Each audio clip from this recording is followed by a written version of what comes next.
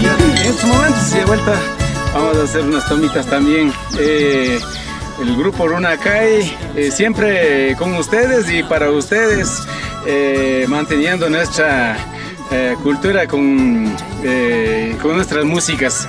Todos invitados a seguir a Runacay.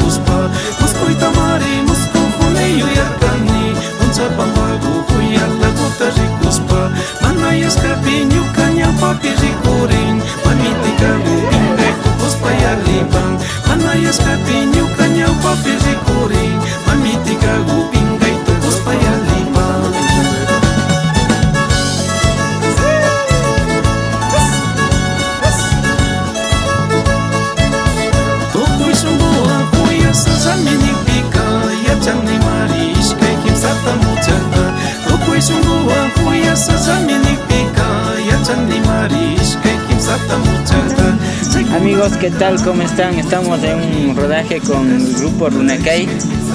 Les invitamos para que sigan la página de Runacay. En pocos días, yo creo que a más tardar el día lunes ya estamos lanzando el video ya.